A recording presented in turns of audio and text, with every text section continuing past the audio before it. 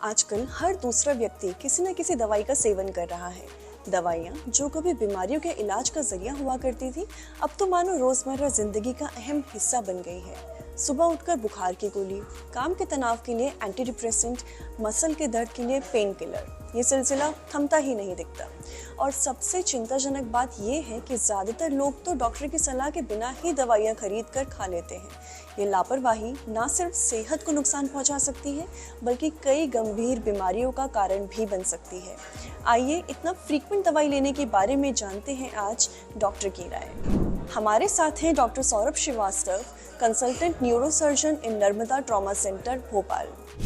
खाली पेट दवा खानी चाहिए या नहीं? दवाइयाँ जब हम कभी भी किसी को प्रिस्क्राइब करते हैं तो डिफरेंट टाइप की दवाइयाँ होती हैं। अब जैसे अगर कोई गैस की गोली प्रिस्क्राइब करता है तो उसको हमें खाली पेट ही खाना चाहिए। इनफैक्ट खाना खाने से या कुछ भी नाश्ता करने से 1 घंटे पहले खाना चाहिए। जो सिंपल भाषा में हम पेंटोप्रोजोल और ये सारी दवाइयाँ खुद भी लेके खा लेते हैं। लेकिन वही कोई अगर हम एंटीबायोटिक टाइप की या कोई भी टीबी की दवाइयाँ, जो हैवी दवाइयाँ खा रहे हैं, जो कि जिनसे जो भारी नुकसान होता है कि एसिडिटी की दिक्कतें होती हैं, पेट में जलन होती है, तो उसको हमें खाने के साथ एसोसिएट करना चाहिए। तो इन जनरल कोई भी दवा का जब इंस्ट्रक्शन होता है तो उसमें जो भी आपका डॉक्टर है जो प्रिस्क्राइब कर रहा है वो आपको इंस्ट्रक्शन देगा, तो उन इंस्ट्रक्शन को हमें फॉलो करना चाहिए कि उसको खाली पेट खाना है कि उसको किसी भी मील के साथ एसोसिएट करना है।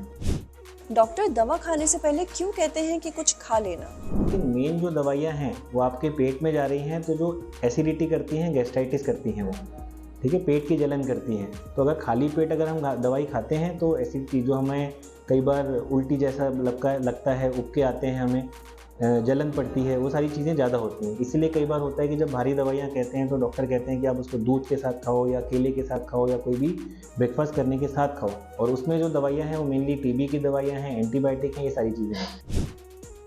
दवा खाने के दौरान भारतीय सबसे ज़्यादा गलतियां करते हैं, जो कि खतरनाक है, जैसे खुद दवा ले लेते हैं। इसका नुकसान?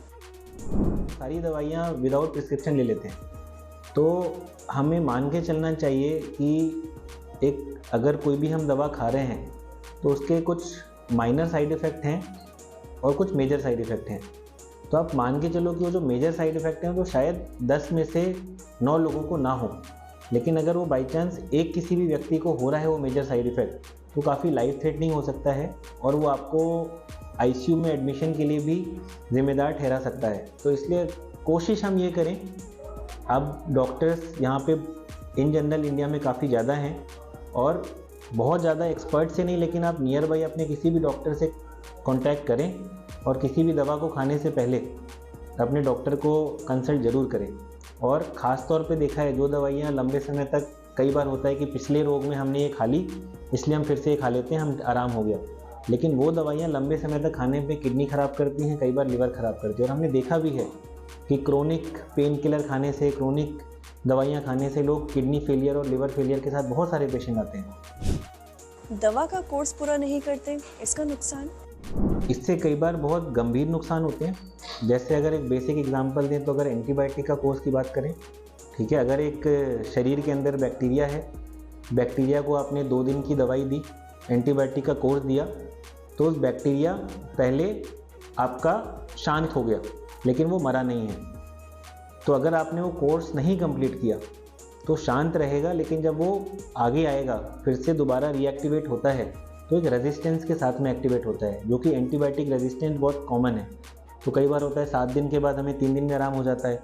सबसे ज़्यादा जो दिक्कत आती है वो है टीबी की दवाई के साथ में। टीबी की दवाई का कोर्स लंबा है, 6 महीने से 9 महीने, कई बार जो स्पाइन का टीबी है उसमें हम 1.5 साल तक का कोर्स देते हैं।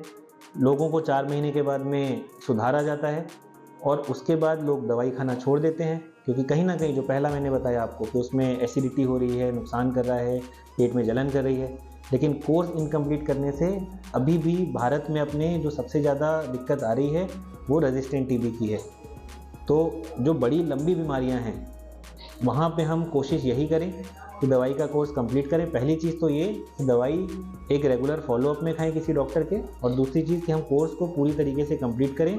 और दवाई अगर हम छोड़ रहे हैं तो हम दौरे की दवाई हो गई, अपनी झटके की दवाई, मिर्गी की दवाइयाँ, टीबी की दवाइयाँ, एंटीबायोटिक, ये बिना किसी कंसल्टेंसी के ना छोड़िए। दवा बिना टेस्ट कराए ले लेते हैं, इसका नुकसान? पैरासीटामोल वैसे ओवर द काउंटर ड्रग है। ओवर द काउंटर ड्रग मतलब आप उसको मेडिकल स्टोर से विदाउट प्रिस्क्रिप्शन ले सकते हैं, लेकिन फिर भी अगर ये सब चीज़ें तब है जब हमें कभी हल्की हरारत महसूस हो, हल्का बुखार हो तो हम खा लें।